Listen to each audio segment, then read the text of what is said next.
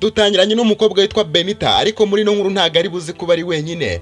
Turaza kubonamo n'umusore witwa Pisi. Pisi n'umusore mwiza kandi ufite ku mafaranga, icyo abeshi bakunze kwita ngo uriya mutipe yakoze ikofi. Gusa nanone tugarutse gato kuri Benita. Benita n'umukobwa mwiza cyane ku buryo buri musore wese umubonye aravuga ati mbega umukobwa.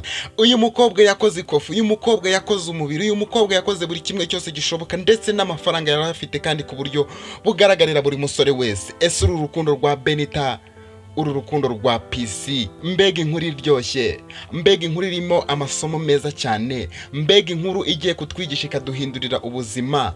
Mana yanjye, uko nduzi ibintu bimeze ntabwo ngende bwinjire muri no nkuru ntarabanza kwakira abantu bashyashya kuri iyi channel. Reka mbanze mbakire rwose. Umuntu mushyashya ni umuntu utarakanda subscribe. Niba utarakanda subscribe kuri iyi channel, yikande inshuti yanjye, yikande kandi buke gufungura inzogera kugira ngo buri kiganiro cyose gitambutse anga cyangwa se inkuru itambutse anga ujye ubasha kwibona kandi ubibone mu bambere. Bishatse kuvuga ngo ntiwibagirwe gufungura inzogera. Inkuru yacu tuyitangiranye n'umukobwa witwa Benita, umukobwa mwiza cyane kandi umukobwa yagerageje kwiyubaka mu buryo bushoboka bwari bwe bwose. Uyu mukobwa Benita akimara kugera ku isi cyangwa se akimara kwisanga muri iyi si y'abazima, ntabwo yigeze amenya papa we, ntabwo yigeze amenya mama we. Mu buzima bwe yakuze yisanga kwa nyirakuru ubyara mama we. Uyu mukecuru yaramureze amwitaho ndetse amutangiza n'ishuri. Gusa umunsi umwe ubwo Benita arimo ava ku ishuri yagize gutya yitekerezaho, ubuzima bwanjye bwo kubaho nitwa ipfubyi ntanazi ngo ababyeyi banjye barapfuye mu by'ukuri burananiye. Mana ko nzi ko ngusenga ukanyumva, wampishuriye iby'ibi bintu. Kumva ubwo yibazaga gutyo, umukecuru yaranze kubimubwira avuga ngo azabimubwira amaze kwigira hejuru. Gusa nubwo bimeze gutyo, Benita yajyaga ababazwa nuko bamutumaga umubyeyi hakaza mukecuru. Gusa wenda umusaza ari kujya mujyana, ariko umusaza yaramaze igihe yararwaye indwara za zindi z'abakuru nibari zarubaga impande. Ntabwo mbizi ariko ubura nawe uzazigeramo kuko bucyava humwe. Gusa nanone twigarukiye kuri Benita, yajyaga agira ikibazo cy'uko buri gihe bamutuma umubyeyi hakaza mukecuru kandi akabona abandi bazanye ababyeyi harimo abapapa cyangwa se abamama babakiri batoya. Gusa muri uko kwibaza afashe umwanzuro nakuka wo kuza kubaza mukecuru imvo n'imvano ye uko byagenze kugira ngo abure ababyeyi be. Nkwibutsa yuko inkuru yacu iri gutangira kandi icyo nakubwira ntabwo iri burambirane, gusa kandi nakwibiramo ibanga. Iyi nkuru irarangira. Benita akimara kugera mu rugo yasuhuje mukecuru, arangije aramubwira ati nyogoku, ndashaka yuko tuganira uyu munsi, ndashaka yuko tuganira. Umukecuru arangije aramubwira ati mwana wa kuyu munsi uje gutyo bimeze bite? Nta no gusuhuzanya nukuza uvuga ngo turaganira, ufite ikihe kibazo? Benita kubera yari yaje agahinda kamwishe ndetse yibajije byinshi cyane, yaje muri za mvugo zigezweho ngo yariye. Yaje yafashe umwanzuro ntakuka avuga yuko byanze bikunze agomba gusobanukirwa impamvu atagira ababyeyi ndetse batanamwature ngo bamubwire niba barapfuye cyangwa se niba bakiriho. Benita arangije aramubaza ati nyogoku, ndashaka kumenya ababyeyi banjye niba bariho cyangwa barapfuye kuko namaze kumenya neza ko ari wowe ubyara mama. Muri ako kanya umukecuru yahise amera nk'ukubiswe nk'inkuba, ariko yibaza uburyo yabimenye atari we yabimubwiye, ariko ahita amubwira ati ibyo bintu wabikuye hehe mwana wa? Nako buretse genda turaza kubiganiraho nimugoroba. Kubera yuko Benita ari umwana mwiza w'umutima mwiza kandi ugira ikinyabupfura, muri ako kanya yahise ahaguruka, ariko arangije amuga ati murakoze, reka nigire kwirira ndumva nanasonje, nimugoroba ndaza kubibutsa. Iyi nkuru yikurikire witonze kuko uraza kumenyeramo byinshi byiza, uraza kubonamo imirimo y'Imana. Gusa niba ukunda inkuru n'ibiganiro nkunda gutambutsa kuri iyi channel, wibuke gukanda like kuri ino video. Benita akigera mu nzu yahise asanga uwo yita musaza we yicayemo ari kwirebera televiziyo. Kumba ariko uyu nguyu yita musaza we avinda imwe na mama we, harya mwebwe mumwitande ngo ni nyirarume, ubwo nibyo ntimwambeshye nyagasani. Benita akimara kwinjira muri sara akamusangamo yahise amubaza ati wiriwe bro? Undi aramusuhuza ati niriwe kandi meze neza. Nkubwire ko uyu musore yaramukundaga bya nyabyo nkamushikiwe. Mwebwe muba mumbeshya ngo nyirarume ngo nyokorome ngo akuruma kureba. Muba muri kubeshya. Ariko nanone reka twikomereze inkuru tuze kureba. Ntabashinze ibyaha kandi wasanga ariko kuri. Muri ako kanya Benita yahise akuramo umwambaro w'ishuri n'ubundi akora akazi ke, kazi k'abakobwa kuko umukecuru nyine birumvikana yari yatetse ariko ntabwo yari yabashije kwarura. Umukobwa rero yahise afatiraho nk'umuntu kimara atangiye kuba inkumi nyine atangira gutegura amafunguro ndetse azana muri salo barasangira na musaza nk'ibisanzwe. Benita bamaze gufungura nta bindi byinshi yigeze avugana n'uyu nyirarume, ahubwo yahise yitangira ya mirimo ya nimugoroba y'abakobwa kubera yuko hari hegereje n'ubundi. Benit yafashe ikivomesho ajya kuvomeramo amazi, gusa yaramanutse ageze hepfo abona ku mugezi hari abantu benshi cyane. Yibajije ukuntu ari buhagere ndetse yibaza n'uburyo yagaruka, ariko aravuga ati reka mfe kugenda nyine nta kundi byagenda. Benit akimara kugera ku mugezi mu bantu yasanzemo n'umusore bigana witwa Pisi. Gusa Pisi nawe yagiraga umutima mwiza kuko yibajije ukuntu agiye kwasiga umukobwa bigana nijoro kandi yari hasanze abasore benshi cyane n'abandi bantu, kandi hari harimo n'abagira amahane. Yakoresheje uburyo bushoboka atasiga uyu mukobwa ku mugezi. Ubwo Pisi ari we wari ugezeho ngo avome, yahise atira Benit ibido yari afite kuvomeramo ngo namutize yuzurishe. Pisi yaravomye ndetse aranuzuza, ariko birangira na ya bido ayivomeye. Arangije arababwira ati munyihanganire ntabwo nasiga mushiki wanjye ku mugezi. Kubera yuko Pisi ari umwe mu bantu bageragezaga gucisha bugufiya kandi banitonda, baramwihanganiye baramureka. Pisi ubwo yari asoje kuvoma yafashe ya mabido yose yakura mu mazi. Arangije abwira Benit ati reka ngushyirire hejuru. Ubwo bari bagize aho batandukanira, Benit arangije abwira Pisi ati nukuri reka nkubwire Pisi, urakoze cyane, nibazaga ukuntu ndi buve hari nanjye byanyobeye, gusa Imana iguha umugisha. Pisi arangije aramubwira ati sha nanjye nibazaga ahantu ngo ngiye kugusiga nkumva biragoye kubera ko bari abatipe n'abagome, hari ahantu ntago nzi ko hari kupfa kuhava, ariko uzajya ugerageza nawe uze kuvoma hakiri kare. Benit arangije aramubwira ati ariko se Pisi nyine wirengagije amasaha tuvira ku ishuri, tuzi ko dutaha saa 9, ngengera mu rugo saa 9:30. Ubwo rero saa 9:30 nawe urabona ko biba bigoye, gusa nyine icyo unkoreye ndagushimiye cyane, Imana iguha umugisha. Pisi arangije aramubwira ati okay nta ribi, taha uze kubona uko uzinduka kujya ku ishuri dore biba bikwaze, kandi buke yuko ejo dufite ikizamini. Baratandukanye, umwe arazamuka undi aratambika. Ubwo Benit arageze mu rugo kuko bwari butangiye no kugoroba, n'umundi ntabwo yacitse intege yahise ajya kureba nyirakuru ngo amubaze imvo n'imvano y'amavuko yiwe. Kumbi wa mukecuru akimara kumva ikibazo Benit aramubajije, ese yegera muzehe amubaza aho ahera bimubwira. Umusaza nawe ikintu yakoze yaramubwiye ati uriya mwana umubwiza ukuri ubuzima bwiwe akura buzi, dore ngewe ndimo ndasaza, sinzi neza niba n'iki cyumweru nkirangiza kuko ndi kumva umubiri wanjye uri kugenda unanira. Birashoboka cyane ko nawe ejo wajya kumva ukoze nk'impanuka urapfuye. Tekereza tusize tutamubwiye amateka ye, byazavugwa he? Urumva Imana yazatubabarira? Mubwiza ukuri. Nira bagiye bumva Benit arakomanze, bamuhaye karibu kuko bari bamaze no kubiganiraho. Akimara kwinjira mukecuru rero amubwiye ati cara aho ngaho mwana wanjye nkubwire. Rero Benit mukobwa wanjye, mama wawe yapfuye uri umwana muto cyane. Muri ako kanya akimara kumva ngo mama we yarapfuye, amarira yahise azenga mu maso ndetse aranarira kuko yajyaga atekereza ko hari igihe kizagira wenda akamubona. Arangije ahita amubaza ati none se papa wawe rero nawe ariho ari kwizisa ntabwo tuzi ahantu ari. Benit ahita arira cyane, arangije aravuga ati ngaho nyumvira. Umukecuru aramubwira ati tuza nkubwire, humura kandi komera, Imana niyo ishobora byose kandi niyo ishobora ibyananiye abana b'abantu. Uzabaho kandi uzabaho neza. Uwo nguwo twita ngo ni papa wawe yakundanye na mama wawe ari we umukobwa wanjye, hanyuma barakundana ndetse biza kurangira mama we yakubyaye akibaha ngaha, ariko ngo umugabo yari amategura yuko bazabana. Mu gihe rero yarimo gutegura ko bazabana, byaje kurangira abyaye batarabigeraho. Ikintu cyaje kuba akimara kukubyara haciyemo iminsi abarigendeye aratabaruka. Muri kwa gutabaruka wa mupapa byaje kurangira ashatse undi mugore ndetse baranimuka bavana mu Rwanda. Ubu ntabwo tuzi igihugu baherereyemo kuko akimara kuva mu Rwanda, kuva icyo gihe ntabwo twigeze twongera kumenya amakuru ye, na nimero ze yakoreshaga za telefone ntabwo zigeze zongera gucamo. Ubu twebwe duhora dutegereje ko we nabishaka azakuvugisha. Benit mu kababaro kenshi cyane yahise avuga ati nashaka zabireke. Gusa guhera muri ako kanya Benit atangiye kuba mu gahinda gakomeye cyane kuko guhita yiyakira byari byabanje kumugora. Muri iyo minsi ari abana biganaga ndetse nabo babanaga muri korari kuko yari umuririmbyi, batangiye kugenda babona yuko hari ibintu byahindutse kuri we, ndetse bamwe bakajya banamwegera akababwira yuko nta kibazo gikomeye cyane afite. Gusa ikibazo cye yari agifite nubwo atari guhita kibabwira kuko yari arimo yibaza uburyo azabaho adafite ababyeyi, cyane ko yabonaga umusaza ari mu marembera ndetse na nyirakuru yari ashaje cyane.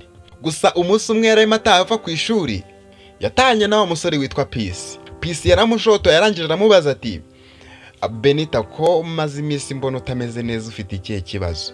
Benita yirinze guhita amubwira ibintu byose kuko ataramwizeye neza, ariko nanone atekereza ya neza yamugiriye. Yumva Pisi ni umuntu ushobora kuba yagira umutima mwiza. Arangije aramubwira ati ni ibisanzwe Pisi, ni ibisanzwe nta kibazo gikomeye cyane mfite. Pisi arangije aramubwira ati sha wimbwira ibintu mpora mbona mwana, uzi neza yuko na kiriya kizamini twakoze nabonye twagikoze udahari. Wambwije ukuri ikibazo ufite ko abaye ngombwa ari cyo ufite ubushobozi nagufasha. Benita arangije aramubwira ati Pisi hari ibintu utabasha gufashamo umuntu pe. Kumbi nabonye uri umwana mwiza, reka nkubwire. Uri bukurya munsi duhurira ku mugezi ukamfasha kuba nabasha kubona amazi bitagoranye. Urya munsi nibwo namenye neza yuko ababyeyi banjye batariho. Pisi arangije aramubwira ati basihangane mwana, kumbi burya bwose uri ipfubyi.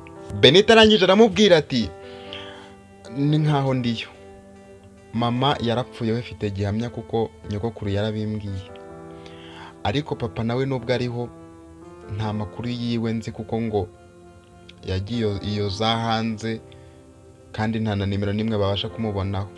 Pisi ntago nabura kubitekereza, urabizi yuko turi mu mwaka wa nyuma amashuri yisumbuye. Ntabwo nzi ngo bizagenda gute, muzehe ararwaye agiye gupfa, umukecuru wanjye nawe arashaje, ntabwo nzi ngo ejo nzaba ndi hehe. Usibye yenda no kuvuga ngo nakwiga kaminuza, sinzi nyuma yo kwiga simite mbona akazi uburyo nzabaho, ntago nareka kubitekereza. Pisi arangije aramusubiza ati ariko Benita nibyo koko ndabyumva, ikibazo ufite kirakomeye pe, ariko nanone hari ibintu ugomba guharira Imana. Reka nkwereke, ishyire mu mutuzo, ureke dukore ibizamini tumeze neza, hanyuma nyuma y'ibizamini tuzaba tumenya icyo Imana izakora. Kandi pole pe, pole kandi Imana igukomeze. Benita bageze aho baratandukana, ariko agenda atekereza kuri Pisi, uburyo agerageza kumwitaho, uburyo yabashije kuba yamubashije kubona amazi, ndetse n'uburyo agerageza kumuganiriza akamenya ikibazo afite. Atangira kugenda amwiyumvamo cyane, yumva n'umusore mwiza. Benita ubwo yarageze mu rugo yasanze umusaza ngo yarwaye cyane, ndetse ngo bari banamujyanye ku kigo nderabuzima. Ndetse iyindi nkuru ibabaje yakiriye muri uwo mugoroba nuko wa musaza ngo umwuka warangiye yavuye mu mubiri. Yarababaye cyane, aravuga ati ni nyogokuru usigaranye, kandi nawe birashoboka cyane ko ejo cyangwa ejo bundi yagenda. Yatangiye kwibaza ku buzima bwe bw'ahazaza, yumva ni ibintu byinshi cyane bimuhuriranye. Nabwo yarongeye agira agahinda, ariko nubwo yari afite agahinda yajyaga agira ahantu ajya agapfukama agasenga, nubwo atari kujya ku rusengero. Yari afite ahantu agenda agapfukama akabwira Imana, akayiririra, akayibwira ibimubabaje byose. Burya nuhura n'ibibazo ntuzikomeze nshuti yanjye, uzegera Imana uyisenge uyibwire ibyawe byose, ndabizi izakumva. Yarakomeje arategereza, ndetse arakomeza arasenga, ndetse akomeza guhanyanyaza ngo arebe ko yasoza amashuri, cyane ko yarari mu mwaka wa nyuma w'amashuri yisumbuye yaragiye kuyasoza. Umusore witwa Pisi ubwo yari mu rugo yitekerejeho, aravuga ati ariko se uriya mukobwa ko uko bwije nuko bukeye ko mbona ngenda ndushaho kumukumbura, ubu sinaba mukunda nkaba ndi kwica ubwenge ubusa, ariko se oya nanone ntago namukunda. Pisi yakomeje kurwana n'umutima, ariko akabona urukundo rwabo ntago rwashoboka, bitewe nuko Pisi nubwo ari umunyeshuri n'umusore agerageje kwiyubaka. Ikindi kandi Pisi avuka muri ba bantu twita abakungu. Gusa nubwo bimeze gutyo, ubwiza bwa Benita bumukurura buri munsi. Gusa icyo nabura kukubwira nuko Benita ni umukobwa mwiza cyane. Ubwo Pisi yari yibereye mu rugo nk'ibisanzwe ari kwiyumvira indirimbo muri telefone, yagiye kubona nimero iramuhamagaye, nta zina ryari ririho. Akimara kuyitaba yagiye kumva yumva ni Benita. Benita arangije aramubwira ati Pisi na wa mukecuru birarangiye. Mu gihe Pisi yaratangiye kumusobanuza ngo yumve amakuru neza, asanga wa mukobwa yakubye kare yagiye. Ahamagaye nimero wapi abura umufata.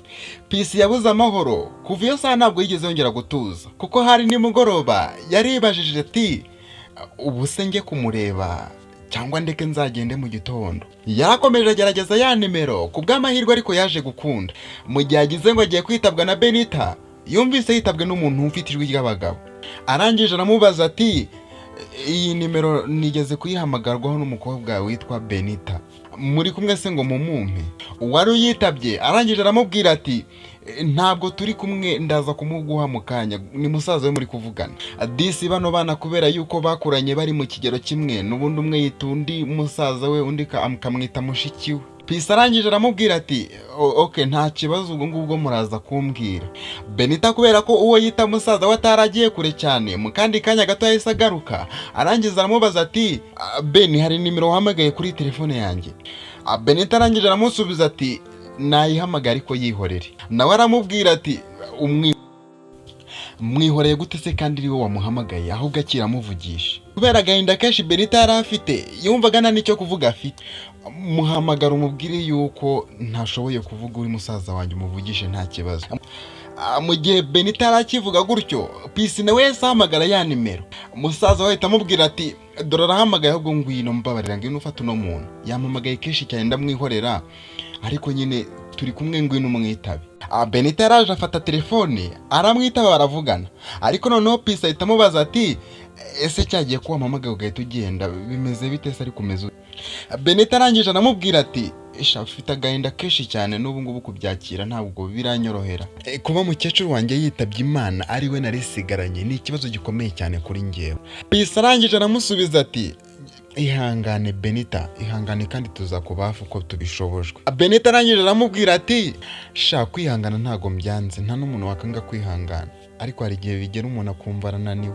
Reba nuriya nita musaza wanjye ejo bundi yari yaje kwerekana umukobwa bakunda navuga yuko afite ubukwe mu minsi iri imbere. Nako ndeka ntabwo nzaho ngiye gusigara mu minsi iri imbere. Pisi yaramwihanganishije ndetse amubwira yuko azamwitaho uko abishoboye.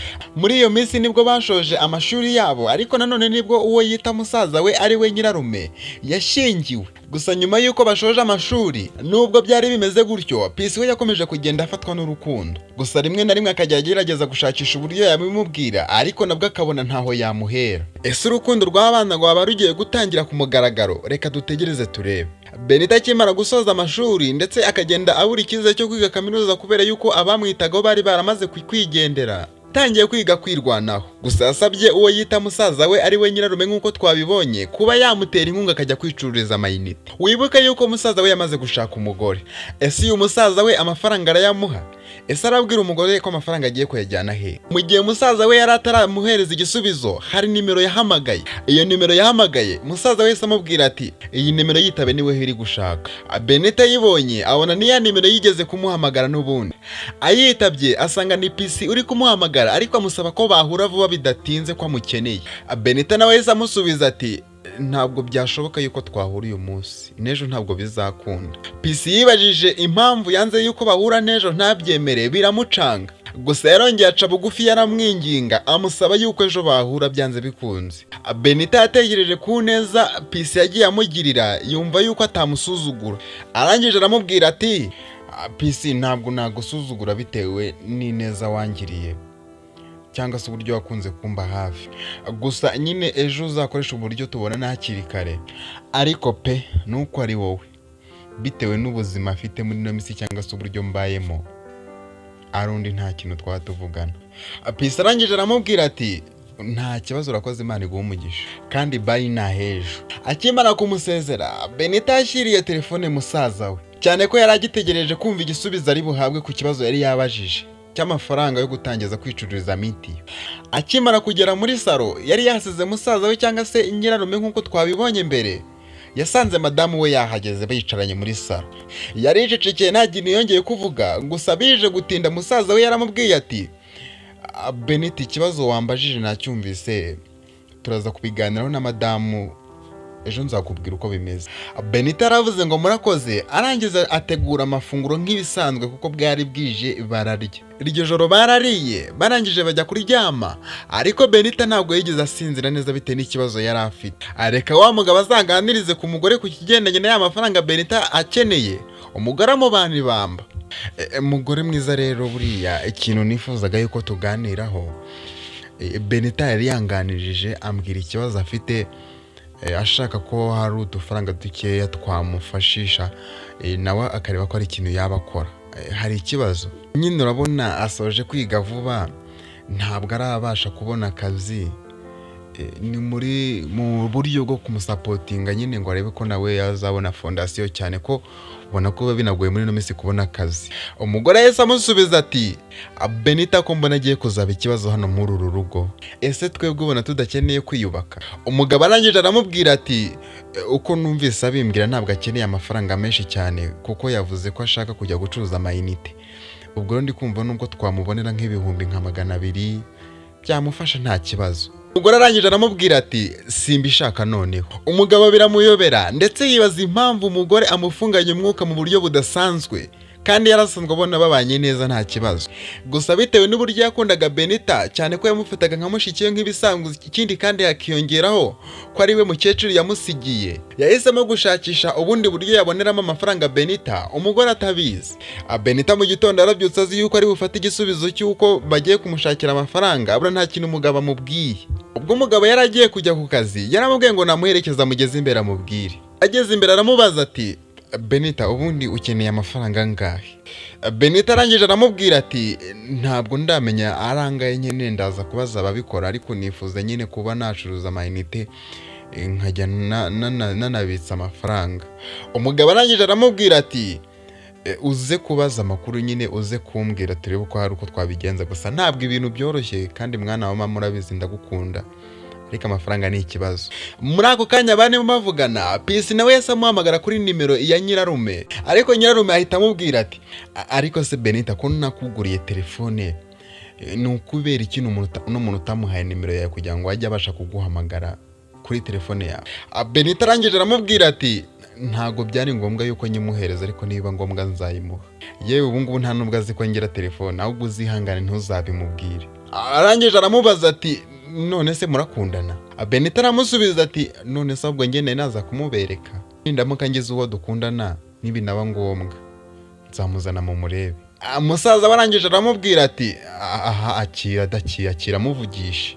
Pisi arangije aramubwira ati bikunze waza gushakisha uburyo twaza kubonana nka 8:00. Benita arangije aramubwira ati gusa nyine ntago ndamenyano turi buhurire, kuko ari mu rugo iwanyu ntabwo ndi buhaze, ari muri hoteli runaka ntago ndi bujyeyo, sinzi uburyo turi bubonane, ubundi se waje mu rugo? Pisi arangije aramusubiza ati nta mpamvu yo kugorana, gusa nanjye mu rugo ntago ndi buhagere rwose, gusa icyaba cyiza reka kibe kimwe, uturuke mu rugo nanjye nturuke mu rugo, duhurira haraba araho nta kibazo. Babipanze gutyo, ndetse abari nawe masezerano bagirana. Umusaza we yakomeje ajya ku kazi, ariko asiga amubwiye ko byanze bikunze araza gushakisha ikintu yakora akamubonera ku mafaranga. Za saha zaje kugera, baza guhurira mu nzira, barasuhuzanyije, ariko nubwo Benita yabonaga ari ibintu bisanzwe, Pisi we yaramaze gushira kubera urukundo. Gusa ikintu cyari gitumye bahura uyu munsi ntago kwari ukumubwira yuko amukunda, yari afite impano yamuteguriye arayimuha.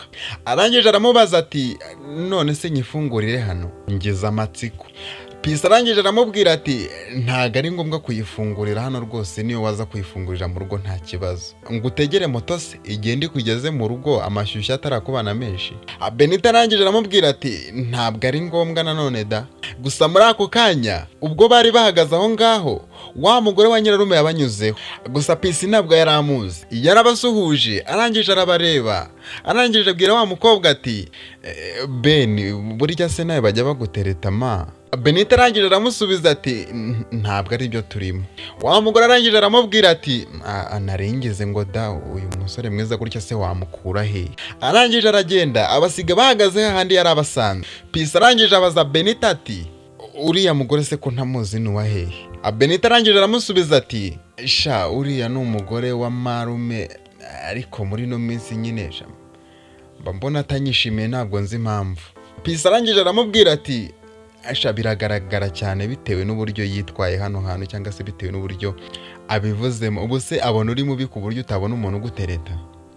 Benita arangije aramusubiza ati kuba ndi mubi byo ndi na mubi, ariko sababi bazatujugunya.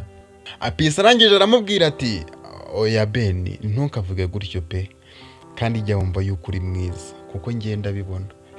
Benita bitewe n'ibintu byinshi cyane yari amaze kwibuka ari ibyo ajya abona k'uwo mugore, ariko akirinda no kubibwira musaza we, yagize agahinda kenshi cyane, ndetse n'amarira aramucika aba menshi mu maso, ararira. Pisi yaramuhojeje ahita amushakira umumotari aramubwira ngo niyangana atahe baravugana kuri telefone. Benit akigera mu rugo nta kindi kintu yakoze, ashakisha uburyo yakwirebera za mpano ari iki kirimo muri ya mpano. Mu by'ukuri yahereye ku ibaga yari ahetse ariyo yaje izo mpano, ayirebye ashima Imana. Akimara gufungura yahise asangamo telefone nziza cyane, yabanje kwikanga agira ngo ntabwo ari iye. Yakomeje kureba muri ako gakarito kari karimo telefone abonamo urwandiko, ni agapapuro kari kanditseho amagambo make yagira ati ntugire ikibazo kuri izi mpano kuko nabikoze nabitekerejeho. Mu byago byinshi wagiye uhura nabyo nta na rimwe nigeze nkugeraho ngo ngusure, ubu nibwo mbikoze, rero mbabare kandi ko natinze. Iyo telefone izajya idufasha kuvugana udatiye. Ibyishimo byaramufashe arira amarira y'ibyishimo, nyamara yari atarabasha gukomeza kureba ngo Imana arebe ikigiye gukurikiraho. Akamvirope kari karimo telefone ndetse n'ibyayo byose yagakuyeho, akimara kugakuramo arebyemo hasi asanga ni amafaranga yarayabaze, bugeze aho agira ubwoba. Gusa yarakomeje arayabara yose hamwe asanga angana n'ibihumbi 300.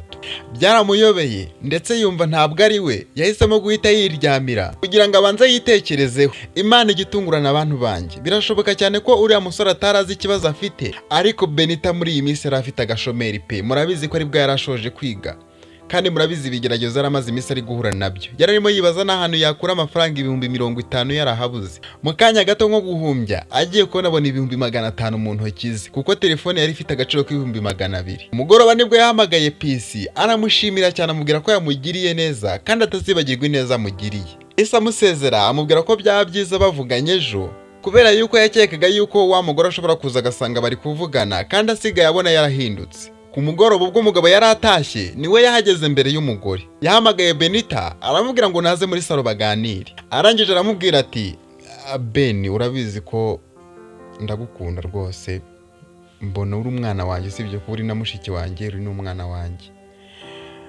Amafaranga nayashakishije ishyuha umutwe nayabuze, icyakoze nabashije kubona ibihumbi 200.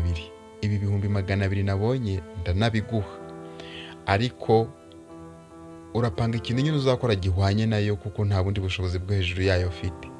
Benit mu mutima we yarishimye cyane, arangije aramubwira ati nta kibazo murakoze pe, nzagerageza. Yarayamuhaye ariko ahita amugira inama yo gufunguza konti. Benit yarabyumvise ndetse kuri uwo munsi mu gitondo bukeye yahise agenda ajya kuyifunguza, ndetse ya mafaranga yose ahita yashyiraho. Ubwo yaravuye kuyabitsa nibwo yahamagaye Pisi amusaba yuko bahura bakaganira. Pisi yamubajije aho aherereye, Benit amusubiza yuko ari kuva mu gasatere ariko ataragera mu rugo. Pisi ahita amubwira ati none se ko nanjye ndi hano mu isatere wakwihanganya tugatahana. Benit aramutegereje bagenda baganira, ariko Benit arangije aramubaza ati Pisi, urabizi yuko uri inshuti yanjye pe, kandi mba numva buri kimwe nakora najya nkugisha inama kuko nabonye uri umujyanama mwiza. Urabona ya mafaranga wampaye yaje asanga yandi nari ifite yarageze ku bihumbi 200, ubwo yahise aba ibihumbi 500. Ariko ubu ndi gutekereza ikintu nayakoza, nifuza yuko wangira inama. Njye nari natekereje kuba nacuza amayinite, sinzi we uko byumva. Pisi arangije aramubwira ati ibintu by'amayinite ntago nabigukundira, ahubwo wowe tekereza ikindi kintu ubona wakora, niba naba ngombwa nzakongerera amafaranga, ariko ukora ikintu gifatika. Wibuke neza ko nta muntu urabwira undi ko amukunda, ariko disi bo barakundana nuko ntawe uratura ngo abivuge. Pisi yamugiriye inama yo gushakisha uburyo ajya mu bintu by'ubucuruzi, akajya ashakisha uburyo acuruza imyenda y'abamama. Mbese kubera ko Pisi w'Imana yari yamucira inzira kera yari afite ku mafaranga, amwongera ibihumbi 500 aba miliyoni. Umukobwa yaragiye arakora amafaranga arayabona koko. Gusa kera kabaye yaje kubwira Pisi ko nta wundi muntu yifuza mu buzima bwe usibye uwamugiriye neza. Pisi nawe arangije aramusubiza uti nanjye nta wundi muntu nifuza mu buzima bwanjye usibye uwo nagiriye neza. Urukundo rwabo rwakomereje ahangaha, yewe bahita batangira no gupanga uburyo babanamo. Igihe cyaje kugera barabana ndetse bagira n'urugo rwiza. Inkuru ya Benit na Pisi yasoje, Benit ari gushima Imana cyane, vuga ngo nta hantu haba Imana itakura umuntu kandi nta heza itamugeza. Ese nawe wabayeho mu buzima bugoye, mu bibazo bitandukanye, ndetse ubona gutabarwa kwawe ntaho kwaturuka, ariko se wemera ko Imana ishobora byose? Niba ubyemera rero uzajye wizera, kandi byose birashoboka mu kwizera. kubera yuko igihe cyawe cyo gukora iyo cyageze kiba cyageze nta muntu wayisubiza inyuma. Areka ngushimire wowe twabanye muri no nkuru kuva itangiye kugeza tuyisoje, nkusaba kugira ngo ugenze neza niba amaze gukanda like kuri ino video. Ikindi kandi niba uri mushyashya ugenze neza niba amaze gukanda subscribe kugira ngo buri kiganiro cyangwa se inkuru yose bitambutse ahangaha ujye ubasha kubibona kandi ubibonere ku gihe. Yuko hari icyifuzo ushaka kutugezaho cyangwa igitekerezo watwandikira muri comment cyangwa se ukatwandikira kuri nimero ya telefone ubona hano kuri screen. Areka nkubwire ngo bye, ndabakunda cyane, Imana ibarinde, ni mwebwe banjye.